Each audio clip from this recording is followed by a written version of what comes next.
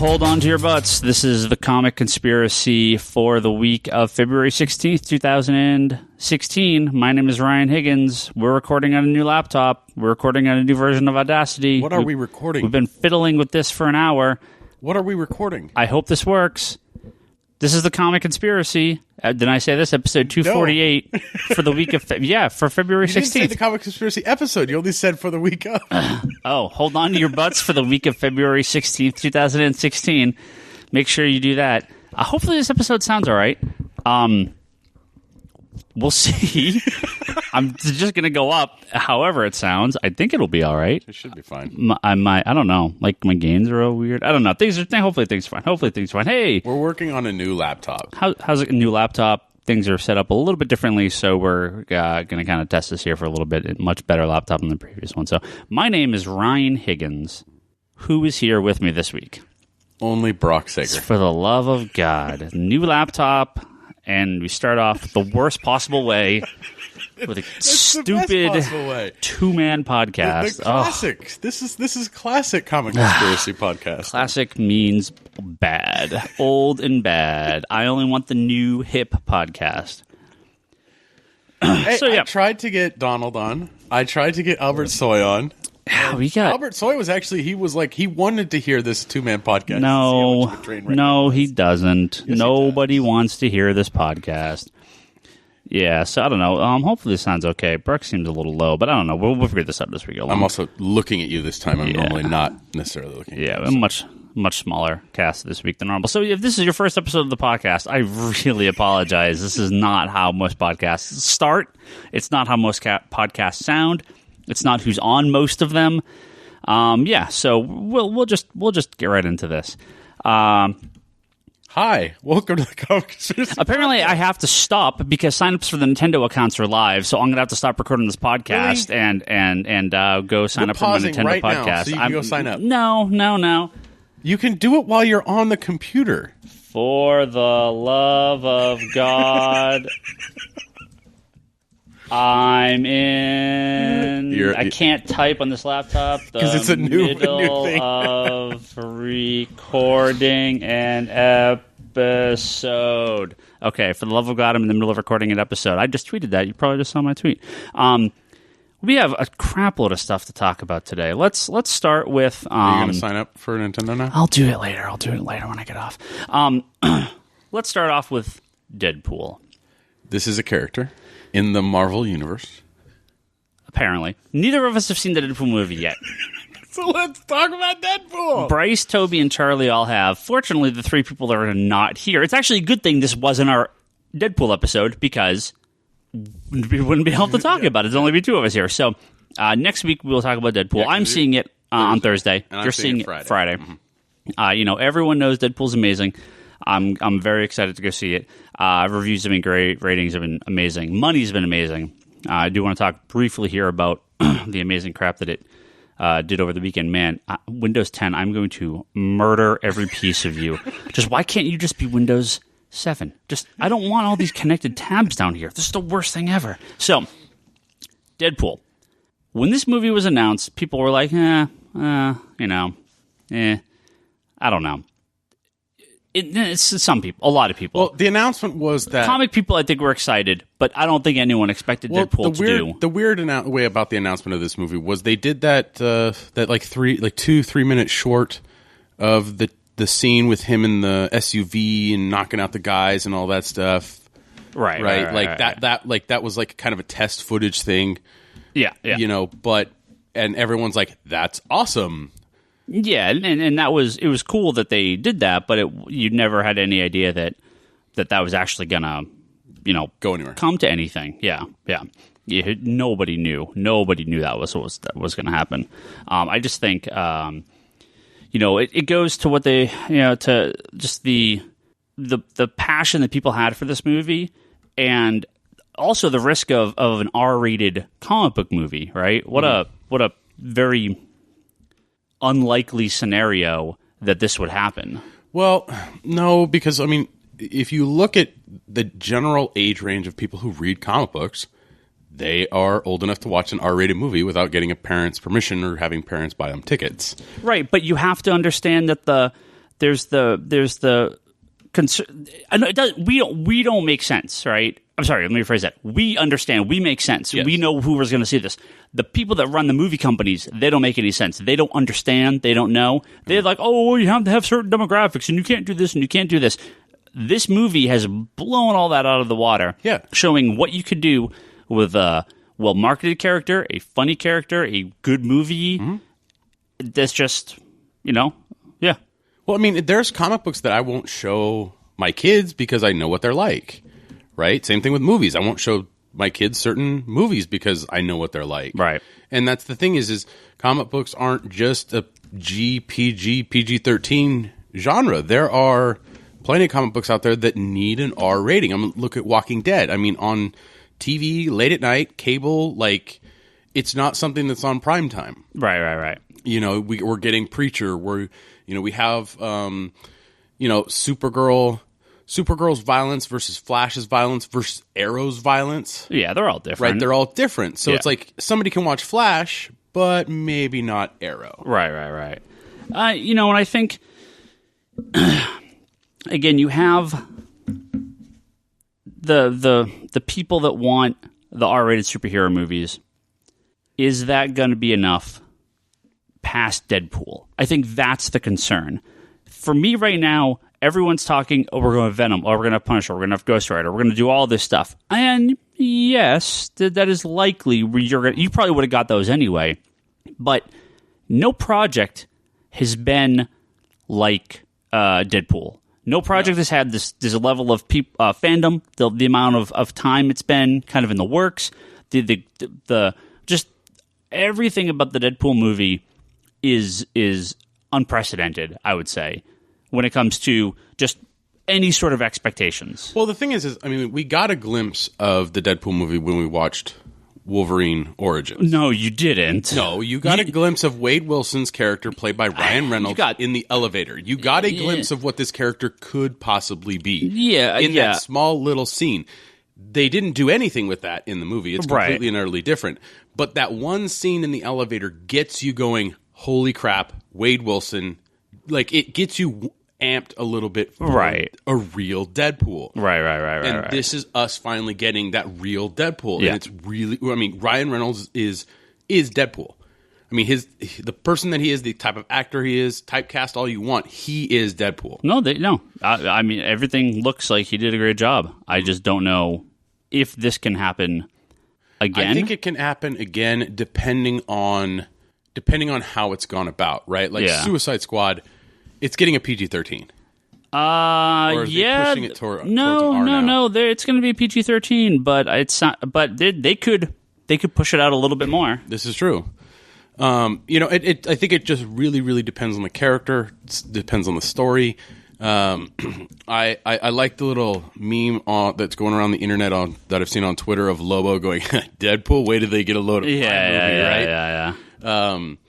So it's one of those things where do I want to see do we need to ever see an R-rated Batman movie? Yeah. No. Now, but we would be able to see an R-rated Joker movie. Oh, yeah, sure. Right. Well, if they're going to do full-on villain movies. The Squad, people have to remember, the Squad they're super villains, but it is a superhero team, right? Yeah. I mean, it is no different than your traditional superhero team. Amanda Waller's not the best lady. No, but I mean, the outcome tends to be the same. Yeah. I think that's the difference. Well, I think the title alone, Suicide. Right. Well, let's talk about a few numbers here. So I have there's an article on Forbes that went through a bunch of different numbers on what Deadpool did here. With a 3-day weekend, Friday to Sunday, $132.7 million, which blows everything else out of the water by like 40 some odd $1 million or something like that. Yeah, just absolutely crazy numbers. Nothing like this has ever happened for an R-rated movie. No one's ever come close. Yeah, and I think if you count Thursday, it's was it closer to like 150 something? Yeah, something like that. I saw a 153 number online earlier. Yeah. This is the biggest opening weekend ever for a first-time director. Tim Miller, the director, he's done some like animation and he's done a few other things. This is his first live-action directorial debut. Right. He's only done like you said, animation like cartoons and stuff like that. Yeah, which is crazy. This is the biggest biggest Friday to Sunday opening weekend as part of a long weekend. So when you go Thursday, Friday, Saturday, Friday, Saturday, Sunday, Monday, yeah. This is the biggest opening ever for a Friday, Saturday, Sunday within that same time period. Oh, wow. Biggest opening ever for 20th Century Fox. Wow. Biggest R-rated movie ever, Friday, Saturday, and Sunday. Each individual day was the most an R-rated movies ever made in a single day. Wow. It's also the biggest R-rated Monday of all time. I assume we will probably have Tuesday, Wednesday, and Thursday to follow, or like second Thursday to follow that up. It is the biggest February weekend open ever. It is the biggest opening weekend for Ryan Reynolds ever. It is the biggest R-rated comic book superhero movie ever. Well, because there's only been one, right? Which is Watchmen. Wanted. Oh, yeah. Watchmen. 300. 300, yeah. Blade. There's been a handful. Yeah. So, biggest X-Men movie debut ever. And it's not even a main guy on the team. Yeah. It is already the second biggest X-rated R-rated comic book movie ever.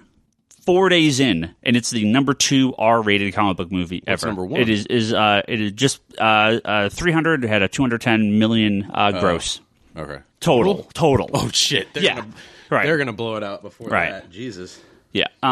It has the second or third, depending how you look at it, biggest non-sequel opening weekend ever, counting Avengers and Man of Steel. Avengers and Man of Steel are are they sequels? I mean, they're pre-existing characters. It beat. The only thing it didn't beat, I believe, was Star Wars, Hunger Games, and the 3D Alice in Wonderland. Let's see. I'm sorry. Avengers and Hunger Games, it did not beat. Okay. If you count Avengers as a non-sequel. It did beat Man of Steel, Alice in Wonderland, and the debut of Spider-Man. That's right. Deadpool beat Man of Steel, Ryan. Yeah, well, no, Deadpool did crazy numbers. So yeah, all sorts of records being broken by that. Also, I mean, this goes to, like you said, this goes to the fan base, and it also goes to the marketing, because this is the first the marketing this is the first time I've seen marketing for a movie where I actually want to see this movie based on all the excessive marketing with the 3D camera view of Deadpool in the bar and different things, and like you tilt your camera or your phone and all that stuff. My guess is basically for that VR bullshit. Yeah. And then, also you have them doing like the PSA announcements for testicular cancer and breast cancer. Just like the random small little tidbits that they put out, them making fun blatantly of Green Lantern on the poster. Yeah. Just the amount of PR. And the brilliant thing about it is Deadpool breaks the fourth wall as a character. Right. So it's easy for him to break the fourth wall here because it's like, hey, I'm advertising my, self to you. Yeah. And that's, you don't see that too often. No. So yeah, Deadpool. Huge. Let me see here. Box Office Mojo has a couple of the numbers here. Number 1, winter opening weekend ever. Number 2, opening weekend for a Marvel property. And number 5, opening weekend ever for a Marvel property. I'm sorry. Number 2, opening for an original Marvel property, meaning the first movie. Mm-hmm. Okay. And then number 5, ever. So, wow. Yeah. Also, 27.4 million for IMAX, which is a record for the format and best ever for an R-rated title. Crazy numbers. Well, so, I mean, if you look at movies over for the past 10 years, I mean, there hasn't really been a good comedy that people really want to go see. Especially kind of a character, or a superhero character like this. Like Ant-Man was good, we knew it was, but Ant-Man is nowhere near Deadpool level. Yeah. No. So it's like, it's one of those things where, I mean, we were surprised at the numbers that Ant-Man did. Yeah. And we're surprised at the numbers Deadpool did. And I think this is... Ant-Man didn't quite blow it out of the water. I mean, Ant-Man did good. No, but we were surprised for what Ant-Man was. Yeah. Right? It was a really low tier character that, look, it actually did well. Right. Which is great. So I think does this pave the way for every next, the next superhero movie to be R-rated? No. But I think that it does pave the way for us to see a lot more variety in what people think comic book movies will be on screen. Yeah. It's not just Batman and Superman anymore. Well, and I would like it if they did other stuff. Yeah, that'd be great.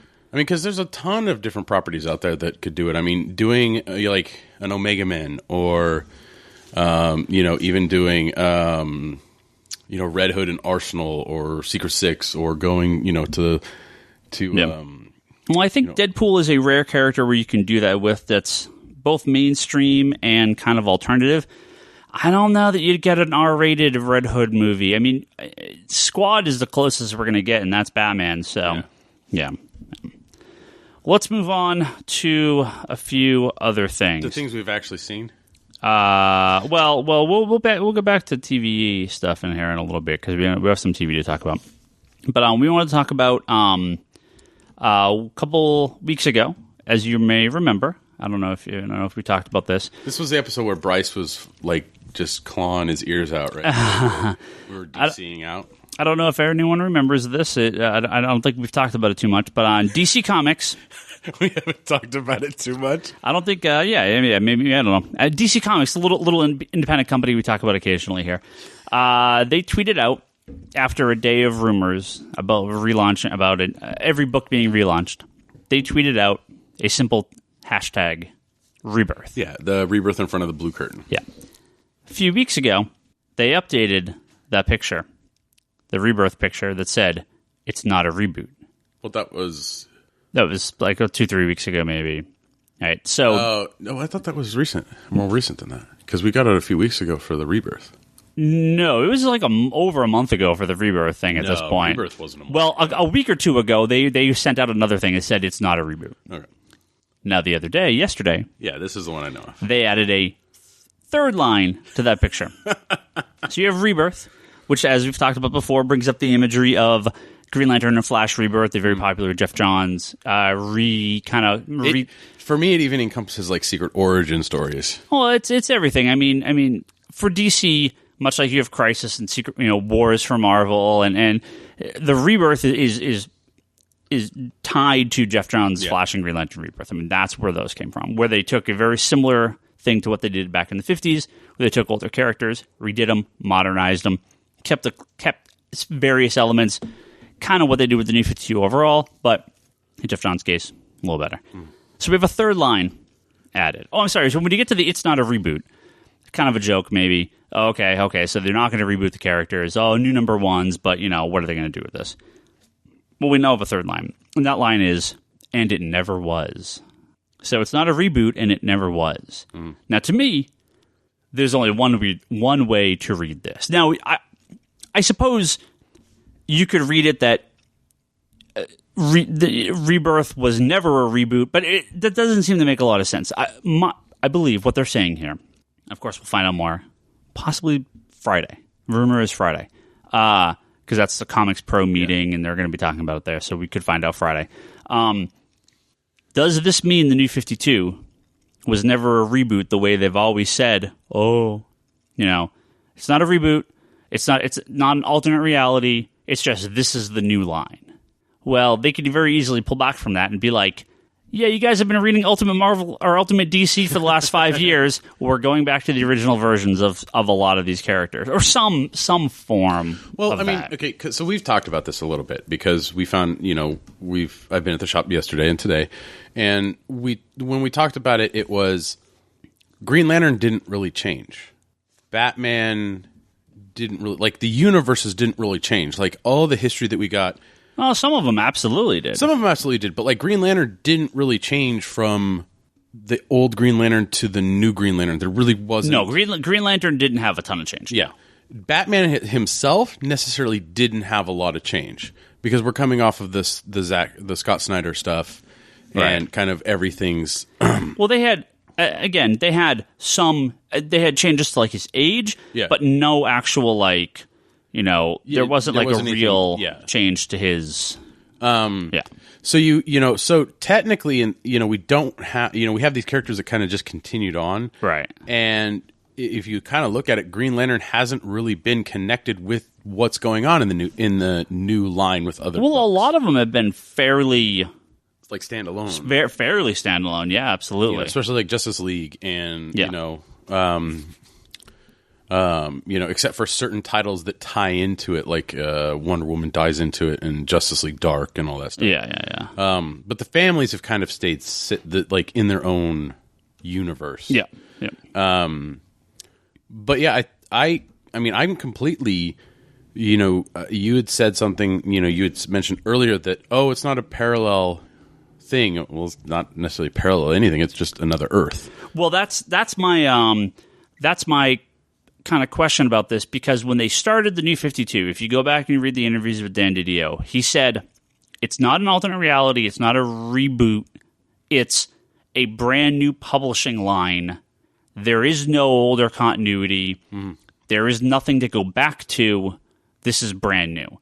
And with Convergence, they already scrapped that because they're like, oh, wait, no, except we totally can access dual characters anytime we want. Yeah. And so I believe this is just a natural evolution of that of, okay, we can keep some of these books or some of these elements, but like Crisis, like all this stuff, we could just roll it back into the traditional versions of the characters and again, much like the way Jeff Johns does most of his comics, where he takes the classic elements, makes them as good as he possibly can, takes a new element or a new take or something and adds it to the mix instead of eliminating the past history. Yeah. He adds to it. And you can adjust it, right? Well, he's adding to the mythos of the character. Yeah. He doesn't take away the mythos or the lore or the past of this character. He says, yes, it's there. This is what I'm adding to it. This is where they are now. Right. And when you were so excited about 2 years ago or last year as Multiversity was coming out. Yeah.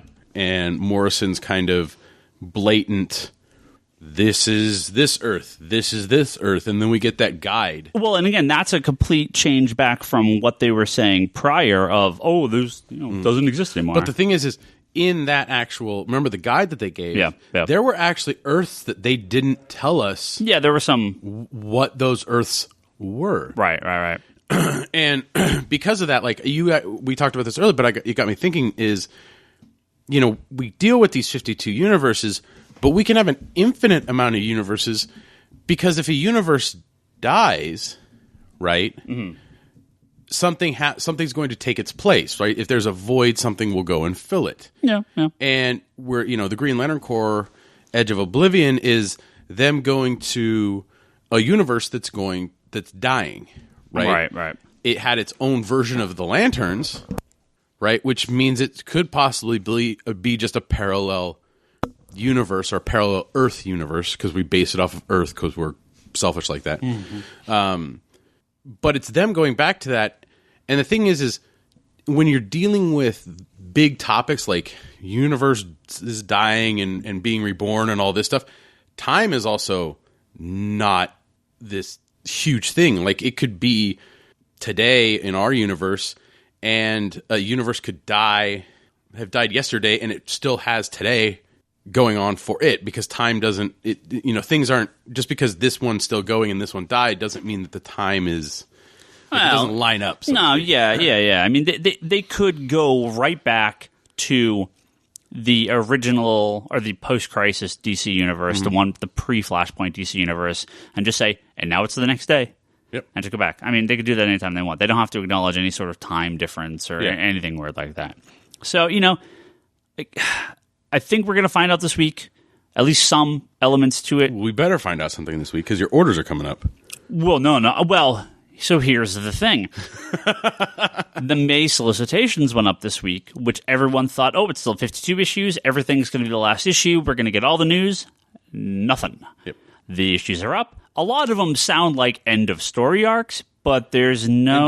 And Justice League doesn't have a 52. Well, because they had that skip month for the specials. So they're only doing 51? Maybe Justice League 52 is the event book next month. Maybe. Who knows, right? Nobody knows. So... Well, no, people at DC know. Well, people at DC obviously do. We need some janitors at DC to... A Friday, they could be like, here's the actual solicitation and give us all new solicitation. They could have totally just faked everyone out with fake solicitations. I don't know what they're doing. But, yeah, we'll see. Again, Friday's a rumor. So I think Friday's Comics Pro If it's not, then it's Saturday. But they wouldn't do it on a weekend, so it must be Friday. So they'll do it at 5 o'clock. So exciting! No. I mean, they'll drop it Friday morning, or because remember they dropped something Friday at 5 once. No. They'll probably do it Thursday. It'll hit the mainstream news Thursday because that's what they've tended done. That's what they've tend to have done recently with that like the whole Scooby Doo and the Hanna-Barbera. Oh yeah. And that was Thursday morning. They do a lot of them Thursday morning. Came up today. Yeah. They do a lot of the stuff Thursday morning. So hopefully on Friday we find out. Now we're going to talk some TV conspiracy here for a few minutes. So if you have not caught up on Flash or Arrow or maybe a little Supergirl or definitely Walking Dead's premiere. DC Legends of Tomorrow. You may want to skip ahead to maybe the back half of the podcast. But let's get the big one out of the way. Walking Dead came back this week. Yes. And again, I'll give everyone a little 3, 2, 1 here to scramble in their car and try to jump ahead if you didn't see Walking Dead. But try to shut your iPod or your phone off. Seems like every time Walking Dead comes back on, I always hear the same thing from people. Oh, I don't watch Walking Dead. That show's stupid. That show got dumb. That show got bad. You're stupid if you watch Walking Dead. Fuck right off. Walking Dead was incredible this week. It was a really good episode. This is like GOAT Walking Dead, okay? Like this was one of the best episodes of the entire show. So and you watch it and you're like, that's it? Because it goes by so fast. That was the quickest hour I'd ever watched of television. So I'm not saying Walking Dead's a flawless show. I have issues with it occasionally. And one issue I have with Walking Dead is I find that I'm watching the show and I'm like, why don't you just do this? Yeah. Whatever this is. Yeah. It seems like a fairly easy way out of it. You've read Max Brooks' Zombie Survival Guide. Oh, you're caught up on how to take out zombies. You watch a movie about zombies, you're like, stop running that way, go that way, right? And so, especially more recently, I feel like I've talked about this here on the podcast, but especially in this most recent one when they're in Alexandria, they have like these metal walls, and it was like, why don't you just take some Molotov cocktails? You've got all this stuff here. Like you got gasoline, you got alcohol. They run towards fire because it's noise, so they're like drawn to the noise. It's noise, heat, and light. So huck a few down there, burn them out. You have Michonne's sword. You have all these ways to like get around. Just grapple down. Just stab them in the head. Just get a fucking machine gun and just blow the hell out of them, right? You know what works too is a nail gun. Sure, anything. It doesn't matter. A rail gun. So this episode was the one where I went, holy crap, they actually are doing what they should. So Walking Dead does just that tenseness so well. I'll watch the premiere of Better Call Saul as well on Monday. Really good show. And that has a very similar level of tenseness in a different way, obviously. Yeah. But you kind of you're like, man, shit's going to go down. And even when it doesn't, you're like, oh, it's going to come back. It's going to happen. Walking Dead always has that similar feel. So at the very beginning, when they're confronted by Negan's people, you think, well, they're not going to kill anyone off in the first 2 minutes of the movie or the show. They're continuing what we got at the end of the mid-season finale. Right. Was that Daryl, Abraham, and Sandra? Yeah, that's her name? Is it Sandra? Yeah, I think that's her name. Sandra? Something like that. I can't remember her name. I will fully admit I'm terrible with people's names on Walking Dead, except for like the OG main cast. Like Rick and Glenn and Michonne. Yeah, I know them. Everyone else, I'm like, you're going to be dead in 2 weeks. It doesn't even matter what your name is. So when they get the tanker truck from the those people, the wolves, and they no, wait, didn't they get it from Negan? I don't know who they got it from. Because we never see the guy that they get him from. Yeah, I don't. I can't even remember his name. No, I think they got it from the wolves. No, it wasn't the wolves. Because it was the girl that needed insulin, right? See, we should actually do some research before we start recording. So anyway, they're bringing the gasoline tanker truck back. They're driving that gasoline tanker truck back. They get stopped by a bunch of guys on bikes, and it ends up being Negan's goons. Yeah, and so when Negan's he's the kind of the one. He's the more recent. Well, in the comics, not the most recent big bad, but one of the most recent big bads in the comics. The governor was bad. Yeah. And so watching the scene, you figure, well, you're not going to kill these guys right here in the opening sequence. But what ends up happening, I've never laughed so hard in my life. Oh, it was awesome. So these guys are talking to him. They're about to kill what's his face, Abraham. Yeah. They're like, no, I'm just gonna kill you. And he pulls out the gun. He's about to shoot him, and they all explode like in this hilarious, just like cartoony explosion. No, you were talking about tension, and the thing is because they're going back and forth. Like, we're gonna kill you. We're not. He pulls the guns. He pulls it on both of them. He's like, nah, I'm not going to kill you, right? Yeah. And then it's like, and then he goes, nah, I mean, it's so you're like, oh shit, you thought they got out of it, and then now they're back into it, and then all of a sudden, boom, this fireball, perfect, like just explosion in the middle of these bikes just takes out these guys, and you're like, what the hell just happened? What the fuck just happened? Yeah, Daryl pops out from the side with an smoking RPG. Yeah, it's like, where the hell did you get that thing? He just rocket launcher from. And it was just such a great scene. Like, oh God, like, and again, they've had so many losses. So when they have a win like that, you're like, yes. But then we go back to Alexandria, and Rick and the gang are freaking out because the zombie horde's coming in, and they had. Most of the people are dead. Yeah. A big chunk of the people are dead, and they had covered themselves up in the zombie gore from last season. Like we got from season 1. Right. And at the end of the past half at the mid-season finale, they were walking out of the house. It was Rick, Carl, Michonne, the preacher guy, and the female love interest and her 2 kids. Yeah, so it's and just so Sam, everyone knows, Judith underneath Carl's. Yeah, so Jessie is Rick's kind of almost girlfriend, and then Ron and Sam are her 2 sons. And I'm looking this up on a very specific list here because we'll talk about this list in a second. And yeah, so the stupid kid, which one was it? Sam, who's the younger kid, is like kind of getting all antsy, and he starts having all these crazy, like, he remembers Carol talking to him about everything, and the kid starts freaking out, and they're like telling this kid to shut up. And then finally, 6 seasons in, we see a kid just eaten alive by zombies. I mean, they do cutaways, so you don't really it's not get that they cut it away. It's that he gets dragged down. The thing is he's sitting there, he's freaking out, and then you're like, come on, and it's like the tension's right there, and then all of a sudden just.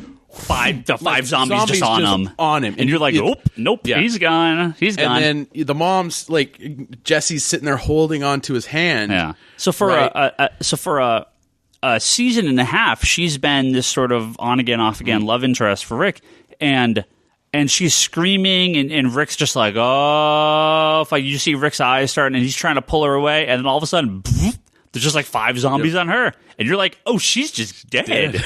Okay, wow. Okay, maybe you will kill someone in the first 5 minutes of this episode because you're just gone.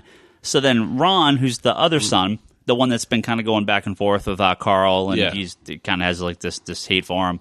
Over a girl. Yeah. So Rick is freaking out at this point. Well, Jesse's gun drops. Yeah. At this point, because she's being eaten alive. Right. So Ron, the other son, picks it up. And he's aiming it at Rick, and he's like, this is all your fault. And Rick's like, we gotta get the fuck out of here. Like, all these zombies are all of a sudden nuts, because they're walking through the horde of zombies, and they're trying to be like, well, fuck, you're dead. We have to go. And once again, my favorite thing, on-screen murder of children. Ron gets stabbed through the back. He gets fucking skewered. Yeah, right through the heart, through the back. Skewers him right as he pulls the trigger. Right. So Ron does get one shot off, which, if you're familiar with the Walking Dead comic, you know exactly where this goes. You've all seen that cover.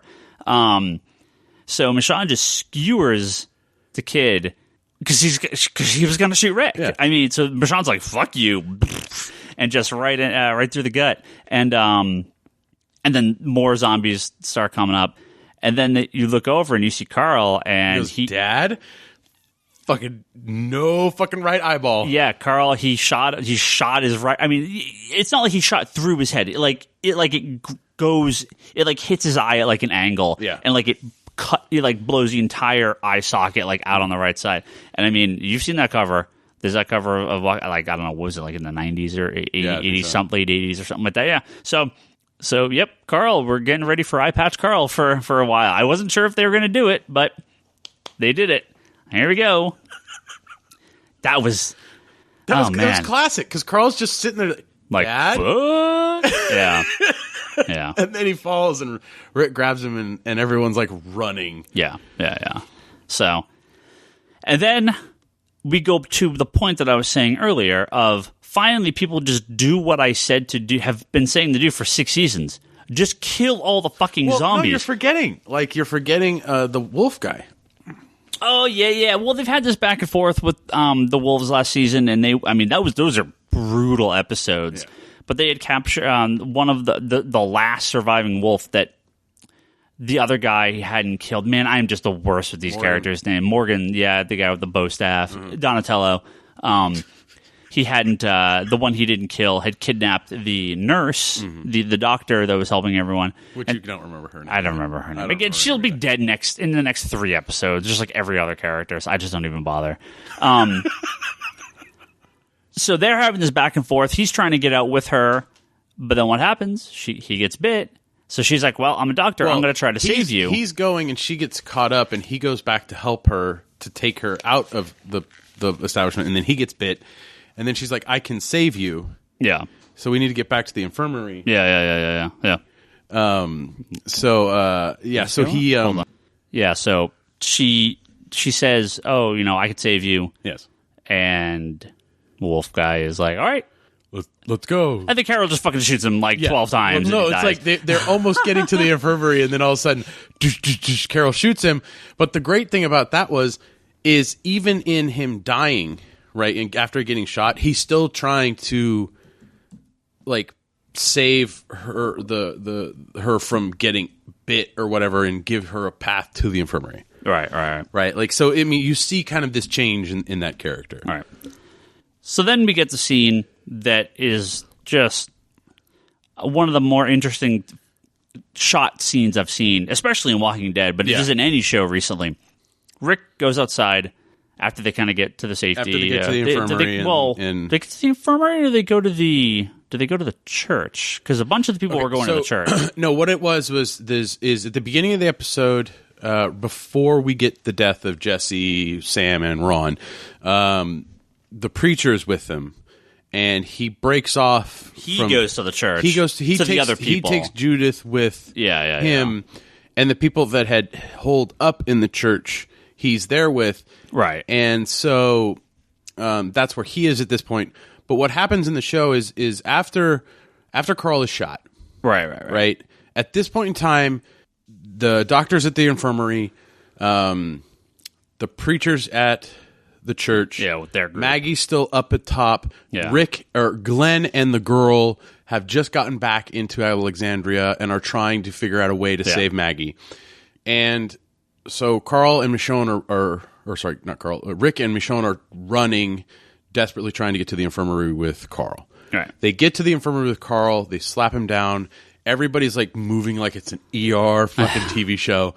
And the second that Carl is now being taken care of and looked at, you just see Rick just flip.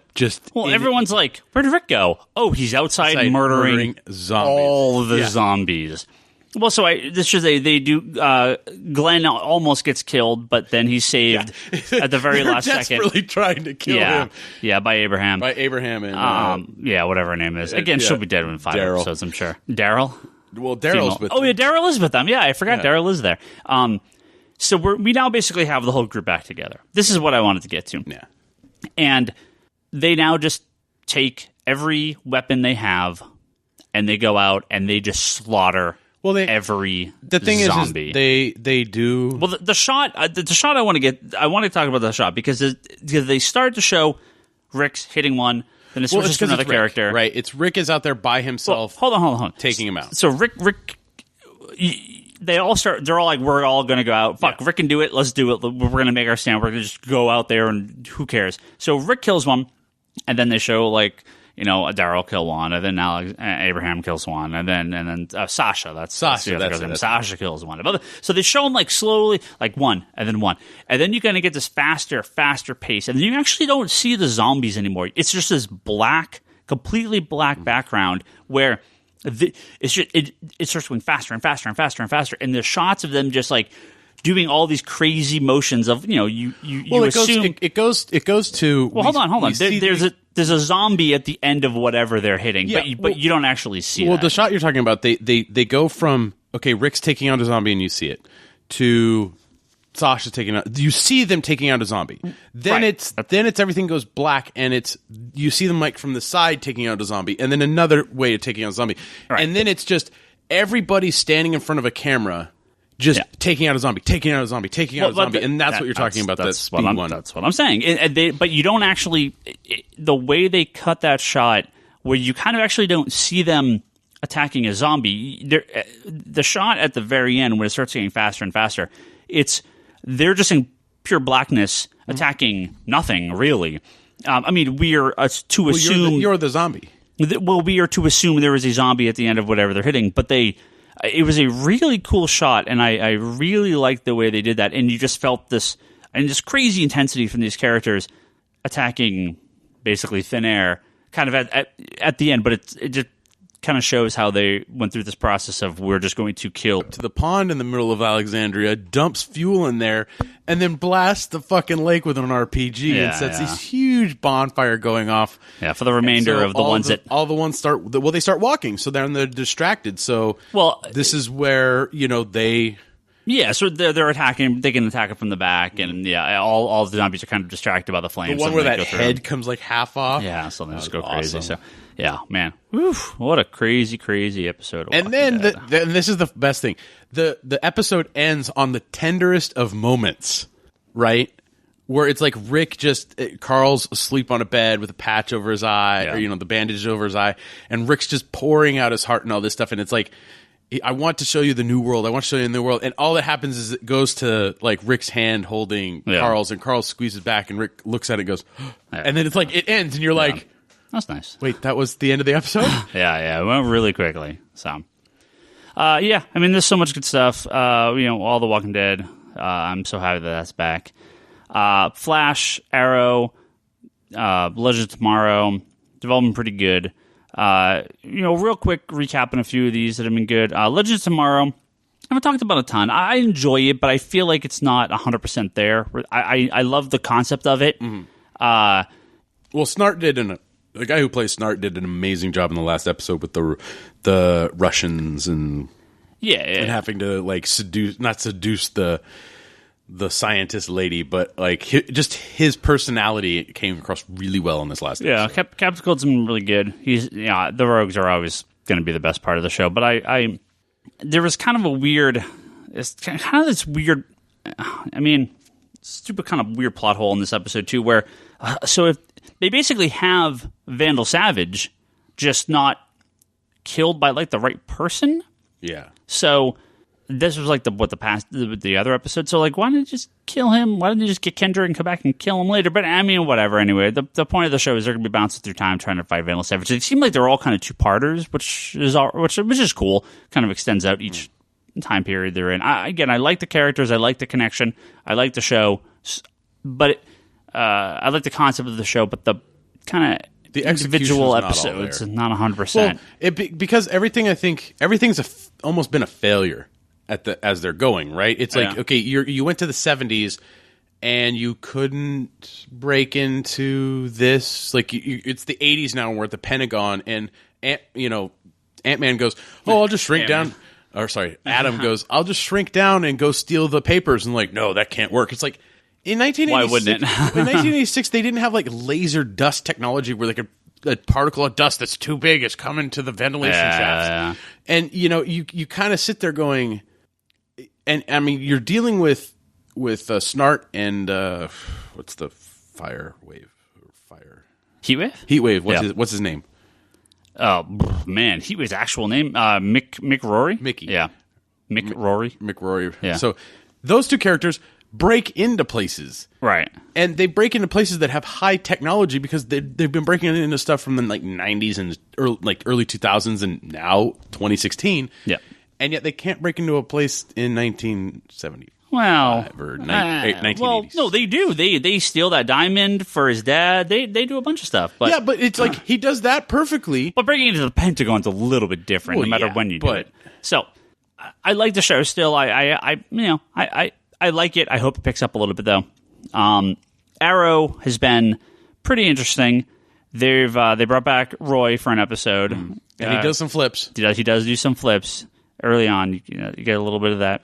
But he's kind of it was just a one episode thing. I don't know why they kind of got rid of him in the first place, unless he was doing other stuff. So I think it was he was doing other stuff, and but they've given themselves a decent way to bring him back. Yeah, I mean they can bring him back anytime they want, really. So we do get some episodes of The Calculator, who this is again a bit of a different take than The Calculators in the DC universe, but kind of the bigger plot point with him is that they set him up as the father of Felicity. So you kind of know where she gets her hacking skills from a little bit. So that was cool. They kind of play off each other. Obviously, Overwatch, Felicity's new code name. Yeah. We get Ra's al Ghul, Merlin. Yeah. Kind of gets a little... well, the League no longer has a head.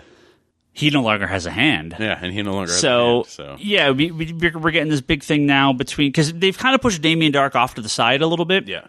Well, his plot's not over, but they're said, "I'll give you 2 weeks with your family because you saved mine." Yeah. Well, so they've kind of pushed Damien off to the side, and him running for mayor off to the side these last few episodes. Well, no, his wife is running for mayor. No. I'm talking about Oliver. Okay. Yeah, they've sort of pushed those plots off to the side for the last few episodes, as they're focusing more on Merlin, League of Assassins, Nessa. So we do get this sort of transfer. Well, they're giving us it was Felicity with the Calculator episode. Yeah. And because we got your favorite Felicity back. Oh, Goth Felicity comes back for an episode, yeah. And then it's been focusing on, not necessarily focusing on, God, what's his sister's? Thea, yeah. Right? It's not, that like we're focusing they're on wrapping her, up that. But we're not focusing on her, we're focusing on Merlin and Nessa in the last episode. Yeah, so we're not focusing on, because Diggle was the episode before that. Yeah. With Andy. Yeah. So and Amanda Waller gets shot in the head. It feels like they're... How do we not talk about that? Yeah, that's weird. I don't know. I don't like that. I mean, I assume they killed Waller because they have to not use Suicide Squad people because of the movie. But they just use Katana. Right. I don't know. It makes no sense to me. I don't know. Hopefully they can use whoever they want. It was an LMD. Sure. Bryce is her mom will come back and she'll be the fat older Amanda Waller. So it'll actually be Amanda Waller. This was an impersonator. All right, sure. This was another woman pretending to be Amanda. I don't know why It's somebody from Checkmate. It seemed It seemed totally random to kill Amanda Waller. But anyway, we have the transition. They in order to save Thea, Merlin gives up the title of Ra's al Ghul and command of the League of Assassins to Nissa, the original Ra's al Ghul's daughter, and probably more rightful heir. Wife of Oliver Queen. Yeah. Which they make way too many references in this last episode of that. You have to remember, because it's been a while since they even talked about that stuff. And then... the fight between Merlin and Oliver ends with him getting his hand cut off. Yeah. So that should be interesting to see what they do with this. We have him losing a hand. We have what's his face losing his eye in Walking Dead. So people losing body parts all over the place. Poor Carl. That must be a pain in the ass to have to watch or to wear. That kid has been shot twice. Yeah. Must be hard to wear an eye patch for a whole episode. They can make them so you can see through it. Yeah. Well, Flash. So we again, we haven't talked Flash in a couple of weeks here, but we did have... Do you want to touch Supergirl real quick? Supergirl's been good. I haven't watched it. I mean, there's not a lot to talk about. Supergirl's been... It continues to be good. They're definitely doing a lot of stuff with Martian Manhunter. I like him a lot. Martian Manhunter and Maxwell Lord definitely are a little more... They brought him in? Well, he's been in the whole series. Oh, okay. Yeah. Well, no, he wasn't in the pilot, was he? Maybe not the pilot, but he's been there since like maybe the second or third episode. I'll have to get on that because I like Maxwell. Yeah, I mean, it's a little bit of a different take than Maxwell Lord, but he plays kind of the... Does his nose bleed? No. He plays kind of the male evil version of, what's her face? Cat Grant. He's kind of like the evil version of Cat Grant, a bit. But we got... They're trying to make him... Super or Lana's it's kind of more like Lex. Lana's Lex. Right? Yeah. So Lana. What's her name? Supergirl? Kara? Kara. Oh yeah, no. Well, Lana's in the show too. Lana Lang is in the show.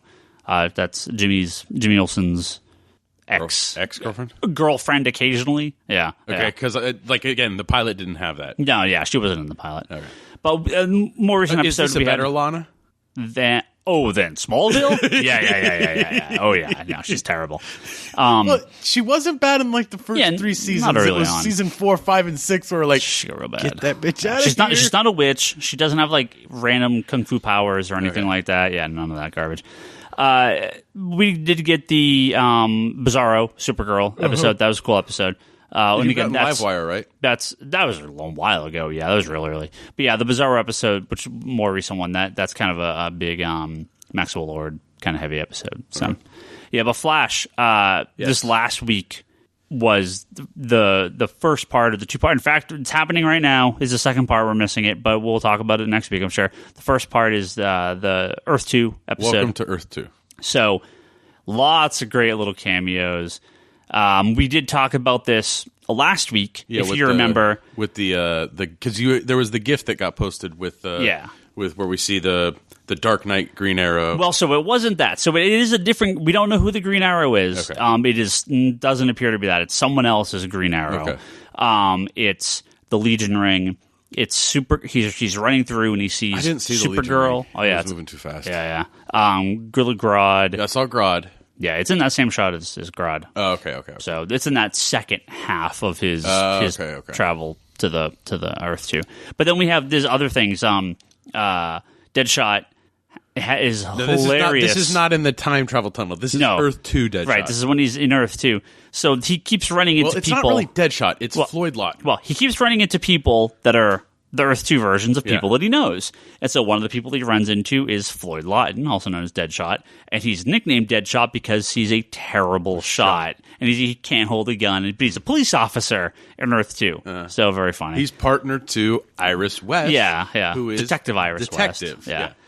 Whose father is a lounge singer. Her dad's a musician. So some funny stuff there. There's a scene. It doesn't make a lot of sense because why would he know these people? But there's a scene where he has like his little like speed dial on his phone, and it's like mom, dad, or whatever, and then it's Clark, Diana, Bruce. Yeah. So I mean that's funny. Maybe there'll be more. Maybe there's more to it in the second episode, and we're talking about nothing right now. But it's like, okay, well, how would he know these people? Maybe they could be in the same. I don't know, but it's just a funny little throwaway thing in the episode. So Easter egg. We got to see Killer Frost. Yeah. So we saw Killer Frost, at least a version of Killer Frost. Well, the Earth, right? The evil, Killer Frost. Is Killer Frost, right? This isn't Caitlin Snow. We didn't see Deathstorm. Deathstorm. That was Deathstorm. That's what they call him. I mean, again, it's a different take on Deathstorm, but yeah, the evil Firestorm and then Reverb. Yeah, the evil vibe, which is pretty funny. But him showing like the powers he has, that's pretty sick. Yeah. No, there's some cool stuff. And I love Vibe. Vibe's been so good, so I'm really happy to see what they're. And then we get like Zoom, who's like the ultimate like mobster. I told you this, and you didn't follow my instructions, and like kills them all. Yeah. So let's see what Zoom's up to. Who do you think Zoom is? I got no clue. I mean, in the comics, who's Zoom? Well, this is not a character from the comic. So there is Zoom. I thought Zoom was in the comics. So there is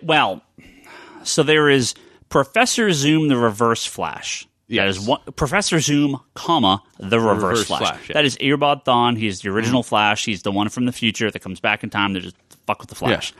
There is, God, I'm blanking on his name here. I don't have it in front of me.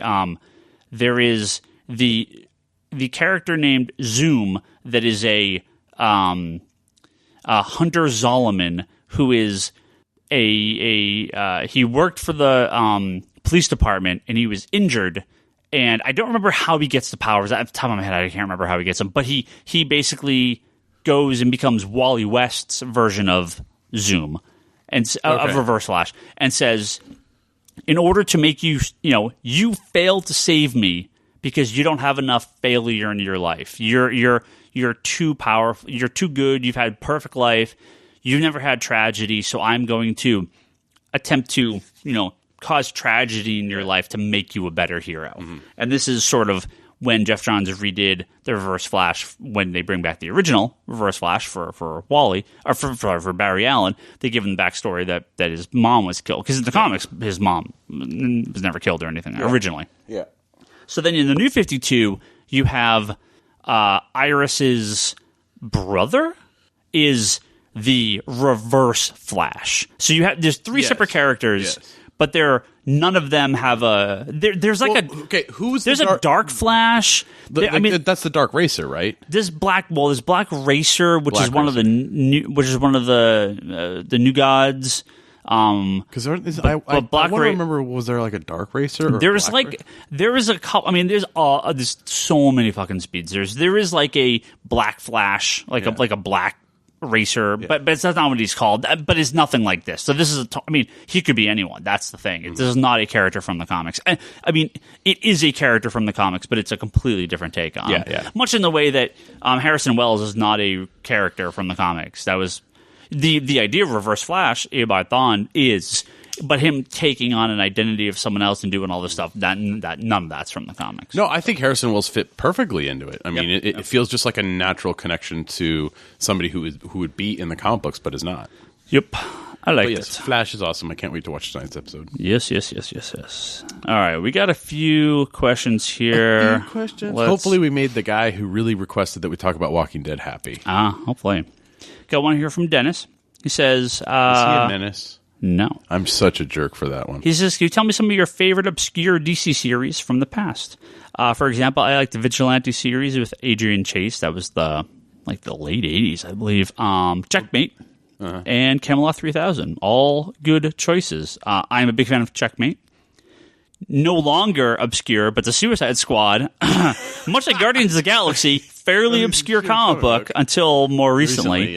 My love of DC is all about the obscure characters. Hitman, Starman, Booster Gold, Blue Beetle. Mm-hmm. I mean, all the characters I like from DC are definitely more obscure. Lobo never did anything for me. No, but I'm saying like obscure wise. Like he had a decent run. A lot of people like him, but I would consider him an obscure title. Yeah, but do you like it? I never got into Lobo. Legion of Superheroes, I would not say is obscure, but I even like the other stuff. The Rebels series, Rebels, Valor, all the random crap Legion spinoff stuff. I mean, Hitman and Starman will always go down as two of my favorite comics. Those are so fantastic. I definitely recommend those. There was a series that's actually been reprinted by Dark Horse now, but there is a series for DC years ago called Major Bummer that I thought was really funny. That's good. Justice League International? I mean, that was a big book. That's not really that obscure. Vexed. There was a miniseries called Vexed. He's like kind of the god of bad luck. Yeah. Is that what it was? I remember that being real funny. That was real good. One that gets a lot of love from the late 90s is a series called Young Heroes in Love from DC. I like that series. You know what? The Will Pfeiffer, Hero. That's the modern take on the Dial H for Hero. I never got into that. I heard it was good. I actually have it bound. I just haven't had a chance to read it. But you should read that. Good. Yeah, no, I've heard it's good. I read a couple. It never really clicked with me. Well, the new Dial H didn't click at all. No, that's terrible. God, yeah. What else? 52. That's not obscure. It takes obscure character. Well, sure. I definitely have to recommend Chase, which. Written by one of our customers, Dan Johnson, also drawn by J.H. Williams, the little guy you may have heard of. Dan? I always see her every Wednesday. You might have. He's here all the time. I never met him. Yeah. He did some work for DC back in the 90s and early in 2000s. So, yeah, he created Chase. He's one of our customers. And if you ever get a chance to read that miniseries, really good. There's a complete collection of Chase out there. I got it. J.H. Williams' art, so good on that stuff, too. Yeah. Really good. So if you like Sandman Overture, go back, pick up his early stuff with Chase. Because that's when he was working. He did an issue of Detective Comics, and then they had their Chase series. And Chase was in an episode of Supergirl recently. Oh, nice. So they're bringing her. Are they bringing the DOA in? Or like Mr. Bones DOA? I doubt it. I mean, the DOA's been there the whole time, yeah, but I'm I don't. They're going to bring Mr. Bones. I doubt they're going to bring Mr. Bones in. Yeah. I mean, those are even the characters I like. I love Superman, Batman, and Wonder Woman, but my favorite characters on the Justice League are like Firestorm and Adam Strange, and Hex. I mean, Jimmy Palmiotti, Justin Gray. For more recent, definitely. Yeah. I think that. I mean, it definitely wasn't a good seller. So yeah. So I think definitely for more recent comics, I'd say that fits as a little more obscure. So hopefully that is plenty for you to try and find something to read. Very, very good stuff. Cisco on Twitter. Cisco? I don't know. Maybe are we getting some? Are we he getting can vibe us. Is he vibing us? Well, he's got a few things he wants to see if we can talk about here in this episode. Let's see what we covered. Final Batman v Superman trailer reactions. There was a final trailer. There was a very Batman heavy trailer. You'd probably love it. I haven't watched it yet. I need to see it then. There's some bullshit rumor going around right now that DC is super unhappy with Batman v Superman, and that Batman and Luthor are really good, and Wonder Woman and Superman suck, and the Justice League movies, it may not happen now. They're going to push a Batman solo movie instead in 2017, like a year from now. I found a bunch of fucking nonsense. I hate the internet. Sounds like Bryce is trolling. I hate the internet. He also wants to know about watch that Batman. I wasn't going to watch it, but I broke down and watched it. It was you broke your rule? It was really good. It was really good. This is. I am not mad at you. I'm mad at you because 1, you broke your rule. I broke my rule. 2, you broke your rule and you didn't tell me you broke your rule and told me to watch it because it was good. I'm telling you right now. Well, no, that wasn't really good. When did this come out? Like 2 weeks ago? Last week. Yeah, sometime last week. Yeah, you're a horrible, horrible person. Go on the internet once. DC's made solicitations and what we think about Rebirth. We talked about that. And he also wants to know why he cannot cancel his Star Brand Night Mask pull. Now, look, Cisco, it's your money. Do whatever you want to do with it. I didn't hate I can't remember the name of the comic. What is it now? It's so bad. Star Brand Night Mask. I was going to say Night Brand. I didn't hate Star Brand Night Mask #1. Wasn't for me. Is he asking why he shouldn't have it canceled? He says he can't. He says, why can't I cancel my Star Brand Night Mask subscription? Just do it. You can. But here's the thing. If you like it, read it. I mean, it's going to be canceled after like 6 or 8 issues. So if you like it, keep reading it. Wasn't my thing. Not going to keep reading it. Well, but you know what? You got a new issue to pick up tomorrow. You know what? In 20 years, if you're recording a podcast and someone says, hey, what's your favorite obscure Marvel comic from the mid-20-aughts or 2020 teens, you could say, Star Brand Night Mask miniseries was pretty good. So there you go. Nobody will know what the fuck he's talking about. All right, because it sold like 9 copies. Yeah, it's been rough. Timothy Jones wants to know what's the next book club pick of the month. What the fuck is a book club? Donald asks, what do you think of Civil War 2? Do you think Civil War 2... Sorry, Timothy, I'm not trying to blow you off here, but... You are so trying to blow him off. The book club has been on rest for a while. On rest? I think we've been off for almost a year. I can't even read my current comics, let alone a book club pick. We're just... Our recordings are normal. It's just the people we have are we're very unstable right now as far as who we have on week to week. So you and I are the only regulars at this point. Well, yeah, it makes doing something like a book club tough when we had a very stable. When Bryce was able to be here a little bit more. Bryce was here all the time. Toby was here every week. Charlie was here every week. Yeah, but we've had I'm telling you, we should get a female. People work. People have jobs. People have lives. So things. And I've given you a great request. Or great. So things have sort of gotten in the way more recently, but unfortunately, I don't even know what I'm talking about now. Unfortunately, the book clubs are off for the time being. However, if there's a book you guys would like to recommend, we'll be more than happy to tell all our listeners about this book that you like. Donald says, do you think Civil War 2 sales will suffer due to event fatigue from Secret Wars? Possibly. Well, so there was talk. So it's not. Okay, well, let me say something first. I don't necessarily know if it's going to be event fatigue for the customers. I think it's going to be event fatigue for the retailers. Well, there was talk from Marvel. Did you just flick at me off the There was like a weird bird. Or bird. There was a weird bug. So there was not a bird, a bug. There was it's a bird bug. Talk from David Gabriel, VP of Sales. He's like the retailer liaison from Marvel, who said, they have a retail liaison? Yeah, kinda.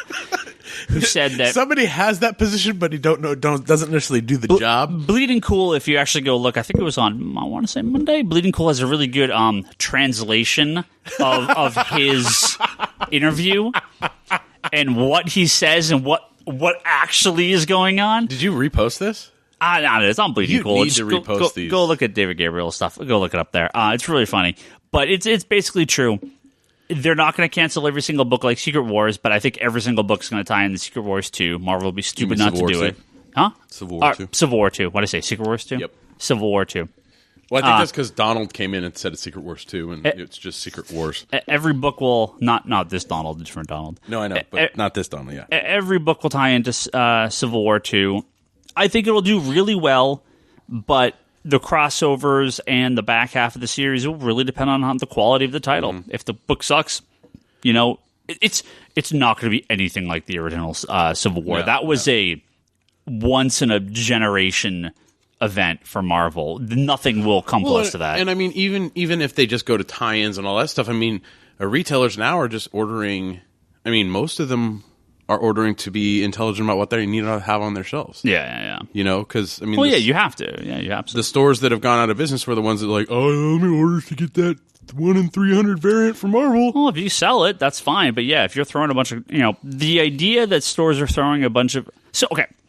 I belong to a retailer, many retail farms, like 3 or 4 different retailer farms between... you guys need an app. Between various websites. And different countries. And right, of course. And all these retailer forums have a page or a area where you can post stuff for sale. Yeah. The honest fact is very few stores are selling overstock right now. Yeah. Stores that are ordering 100 copies to get that 100 variant are probably also selling those 100 copies for most things. Occasionally someone will be like, hey, here's a shitload of stuff I need to get rid of. But it's not as common as it used to be. So these books, I believe, are selling. When they were 50 cents a comic to a retailer, you could throw them in the trash and it wouldn't matter. Nowadays, when they're $2-3 a book, you can't order 100 extra copies because that would mean if you're spending $200 extra to get a variant, $200 breaks you even. To profit, you have to sell that book for $400, and that's not going to happen in most situations. So I honestly believe that very few stores are ordering anything extra. I now see Zoom trending on Twitter, so I'm not going to look at that. Oh, yeah. Apparently, there's a new poster for Zoom. It's interesting what happens when they escape Earth 2. Yes. I was on Twitter beforehand. Saw these little things. Nick on Twitter says, could Deadpool kick off more R-rated movies? What movies would you like to see with this rating? We talked about this a little bit before. I think there's a couple that it could work for very well. Stuff like Ghost Rider, Punisher, maybe Wolverine, Venom. Secret Six. Suicide Squad should definitely Squad. Most villain-fronted movies, definitely if there was a Joker movie, anything like that. But it's tough. Constantine, it could do a new Constantine movie. Justice League Dark, it could be rated R. Yeah. But you wouldn't call it Justice League. We talked about Lobo being rated R. Lobo would be fucking hard R. But I think they'll still be very rare. I think you'll see them occasionally. And I mean, you'll see tons of stuff like Why the Last Man or Fables, or there will be a ton of comic book movies that are rated R that are based on non-superhero properties or non-traditional superhero properties. Yeah. Kick-Ass is a superhero, that's rated R, right? Wanted, yeah, that's all those Mark Millar books are super heroic in some fashion. Invincible, I could totally see an Invincible movie. Yep, that'd be rated R. I could see an Invincible TV show like on HBO. Yeah, sure, but I mean, that'd be very violent. Well, the comic is very violent. And we got 2 last questions here. One from our good friend Travis, who says, why are we getting a Nighthawk series? Nighthawk? Well, Travis, You may have noticed... Is this Marvel or DC? Marvel. You may have noticed in the most recent Marvel solicitation that you're probably working on right now because orders are due in about a week and a half. He owns Current Comics in Salinas. That Marvel's going to cancel probably like 5 or 6 of their all new Marvel Now books. Oh, a bunch of them are like not in previews. So, oh really? Yeah, like Angela, Hercules, Black Knight, Nighthawk and Mask, Mask, and Band, Starbrand and Night Mask. There you go. Sure, whatever their names are. So those books are gone. They're done. They're canceled. His nightshade's covered up by some dude's head on that cover. Yeah, they're axed. So that's why we're getting a Nighthawk series because you gotta have 52 titles. Who's fucking Nighthawk? Like Squad Supreme. Yeah, and there's gonna be Hyperion series too. So okay. Yep. That's why. Those will be canceled too. And Mark, last Mitch question didn't here ask says, a fucking question this week. Let's see one. That son of a bitch. He says, earlier you mentioned DC reissuing a bunch of stuff in trades recently. Anything a newer reader should try to pick up? Why, yes. So. Okay, no. Hold on. Whenever Ryan says, why, yes. Well, no, I have a very specific. He pops his body up. I have a very specific thing to talk about here. If you go back a couple years ago, DC did the Starman hardcover collection. Yes. They released the entire Starman and Shade by James Robinson in hardcover, 6 volumes. They then released 2 volumes in softcover and then canceled it. Yep. And they never finished it. Out of the fucking blue, today, Volume 3 is in the new solicitation. Now, not only that, Sandman Mystery Theater, a long-running Vertigo series that ran concurrent, kind of in the back half of the original Neil Gaiman Sandman and finished it, starring Wesley Dodds. A very, very good comic. Matt Wagner worked on it, Steven Seagal. I believe it was scheduled to be completely collected in 10 trade paperbacks. They went to 9 and stopped. So much like your Rebels, Brock... Yeah, fucking right. 2 of my favorite comics of all time. No, wait. You have to include in that list. Let's start the old Ostrander Suicide Squad. Well, Suicide Squad. Hold on. Solicit Volume 2. And then cancel it. Cancel it, and then reissue Volume 1. Well, that's fine. So if there's 2 series you should pick up, the older series, they are completely self-contained. You don't have to know anything else. Starman by James Robinson. The first 2 volumes, I assume, are still available because I never heard of them going out of stock. Well, maybe not out of stock. And Volume 3 is coming up very soon. And Sandman Mystery Theater, Sandman Midnight Theater is something else, but that actually should be in there as well. Sandman Mystery Theater is getting an all-new collection, and they're in one of these bigger formats, so it'll be probably 5 volumes will be the entire series, much like Lucifer. Jordan's fucking pissed off right now because he's been trying to hunt down all the individual just those last couple of ones. Oh, yeah. Oh, and they're in the shitty old DC trade paper, too. So I am so happy that they're putting this stuff back out. Well, Hellblazer's printed on a decent, nice paper stock. Yeah. Hellblazer, it's a good size trade. These are more along the line of what they're doing for Hellblazer. So I cannot recommend those 2 books more. Sandman Mystery Theater, I may not talk about it as often, but that was one of those books. When the Rebels hits 5 hits, if it ever comes out, they'll do a complete collection. Son of a bitch. When I was reading comics, and I've said in the past, I wasn't reading too many superhero books. I wasn't really reading hardly any comics, but there was a couple Vertigo series that kept me going. Yeah.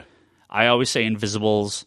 Sandman Mystery Theater is one that sometimes I forget, but I would have called that my favorite comic for at least a year or 2 in my time reading comics. Sandman Mystery Theater is a fantastic comic. It's the life of Wesley Dodds, the Golden Age Sandman character. He's the original character back from the 30s. Except what they do is they Sandman, he shows up in Sandman. Right. But you don't have to know anything about Sandman to read the Wesley Dodds Sandman comic. Does the music Mr. Sandman come up in the...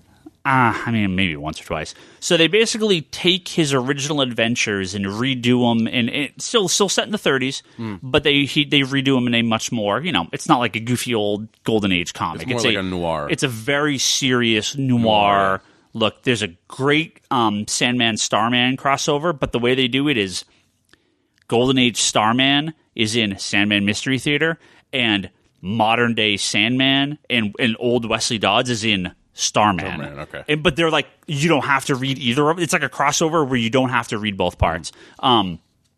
Those two books, but I mean, I can't pick either. They're both amazing. You absolutely read them. And yeah, Marvel and DC have been killing it with their trades recently. A lot of really good old stuff coming in the print. It's been out of print or never available. So, yeah, very, very good times for all that stuff. Okay, thank you everyone for listening to this podcast. We're done? We are done. You had a special announcement first, though. No, I don't. Yes, you do, because we don't want to tack this at the end. Doesn't matter. So we're going to read off some Patreon stuff here. It's not a special announcement. We have to thank our good friends from Patreon always. Albert Soy with his app Plant Everywhere. It's on the iTunes App Store. Make sure you check that out. Jody Lawson. And all his friends at Canon, the Triad Comics Anthology at triadcomicsstudios.com. John Nesmith and his podcast, Drinking with Batman. Have you checked it out yet? Not yet. I downloaded the first couple, so I got to read it. I got to listen to it. Drinkingwithbatman.libsyn.com. Make sure you check that out. Our longtime listener, Peter Blanco, who has a YouTube show that he's involved with called Nerd It Up, which is kind of a VH1's I Love the 80s style comedy debate video podcast or video show on YouTube. Definitely check that out. That's on youtube.com/nerdituptv. And Manoa Place, who has nothing to promote, just wants to give us some money. Place. That's fine. It's perfectly fine. You're allowed to do that. You're perfectly allowed to do that. So thank you, everyone. Don't forget to check out us on geekbox.net. What is so funny?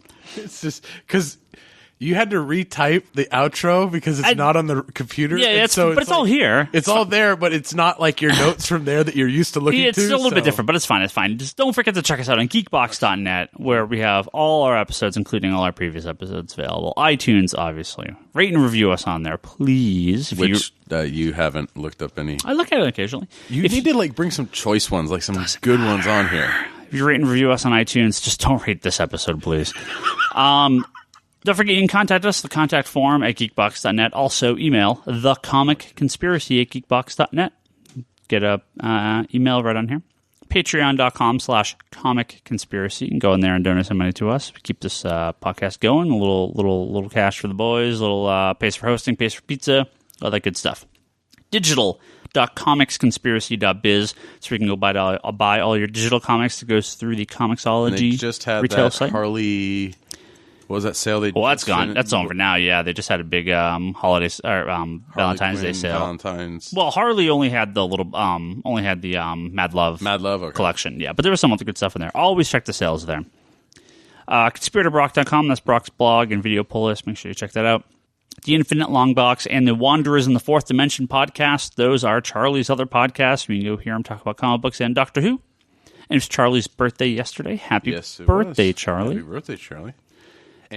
Anony Mouse did two amazing images. His cable. That was great. Like did you see my comment saying that he needed to put us, the fellow conspirators, in the shots in the sites? Yeah, I saw that. Yeah, but that one was great. But the cable guy, that one was spot on. Yeah, and of course Etsy.com/shop/Leanne Hill R. That's the store for my wonderful wife and all her art. Definitely go check that out. Some commissions, and we have it all available at the store as well. Ryan Higgins Ryan, that's me. I'm on Twitter. Brock is Brock Sager. Larson Bryce, that's Bryce Larson. Hopefully she'll be back in a couple of weeks. Toby is Toby XI, still recovering, and I should say it is not whatever I told you it was last night. It was his Achilles tendon that he ripped. So he is recovering. Insanity and chaos, and finally, if for some reason you don't get enough, you can follow ComicsCon Store on Twitter. That's Comics, COMICS, Con, CON, at the first part of the name of the store, Comicsconspiracy, ComicsCon Store on Twitter. That's Twitter kind of set up for the store. Finally. We are doing slightly more social media promotion. I'm trying to be a little more active on our store's Facebook page, things like Twitter, Instagram, trying to, it's the mid-20-teens. Gotta be on the Instagram. Well, I think tweeting my hashtags. I think what sold it for you today was you're sitting there on Facebook going, I gotta post this stuff, and I'm like, Why don't you just post it on Twitter? You're always on Twitter because you can connect it to the thing. And you were like, well, I already have it. So we have the Facebook connected to my personal Twitter is the same as the store. I mean, it's all the same shit. But I figure, hey, maybe I should segment some of the stuff out to the store. I mean, I'm both. They're both me. I'm still there. If you just want to follow two people that are going to say the same shit, I mean, you could do that. If you don't like my horrible political views, you can just follow the con store in one. And okay, well, this is the best part. That's fine. This is the best part about the maybe Twitter I'll account. mistweet on the wrong account, and so yeah. This is the best part, though. Is I think we figured out why you never set up a Twitter account. Why today? Oh, so Twitter is 15 character limit on your handles. Comics Conspiracy is 16 characters. I tried a few ways to make that work, but we're not comics with an X. I don't want to leave off the Y. So Comics Con Store. That's the store's Twitter handle if you want to go follow that. There will be, much more stuff available on there, store related. I'm trying to do who was your first follower? Albert Soy.